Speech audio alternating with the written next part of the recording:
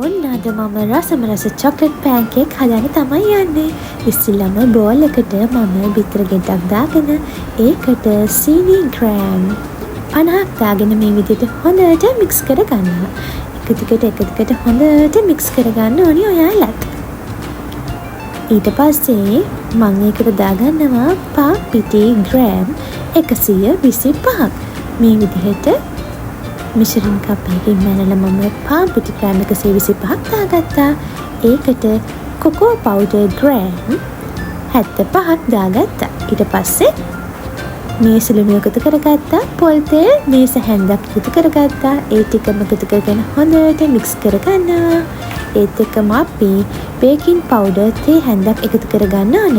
ඊට පස්සේ fresh milk millilitre 75ක් එකතු කරගෙන මේ විදිහට හොඳට කලවම් කරගන්න ඕන. ඇත්තටම විනාඩි 7යි යන්නේ අපි මේ රසම රස චොකෝ පෑන්කේක් එක හදාගන්න. ඊට පස්සේ තියෙන්නේ මීඩියම් හීට් එකේ පෑන් එක තියලා මේ විදිහට චුටු වක් කරගෙන අපේ රසම රස පෑන්කේක් එක හදාගන්න. චුට්ටොටත් රස කෑමක් තමයි මේ.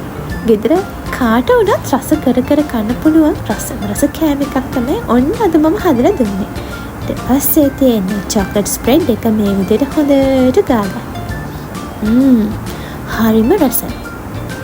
ඩිනර් එකද බ්‍රේක්ෆාස්ට් එකද කියන නෑ. ඕන වෙලාවක ටී ටයිම් එකකටත් හදාගෙන කන්න පුළුවන් රසම රස කෑමක්. එහෙනම් ඔයාලත් මේ විදිහට රසම රස චොක්ලට් පෑන්කේක් හදලා පවුල හැමෝමත් එක්ක රස විඳින්නකෝ. මතක හැතුව යිෂිනි හෙට්ටිආරච්චි ප්‍රභූ විංස් YouTube channel එක subscribe කරන්න. ඒ වගේම යිෂිනි හෙට්ටිආරච්චි ප්‍රභූ විංස් Facebook page එකත් follow කරන්න. එහෙනම් මේ වගේ රසම රස කෑමකින් ආයෙමත් අපි හමුවෙමු. එතකන් හැමෝම සතුටින් පරිස්සමින් ඉන්න ඕන. බයි.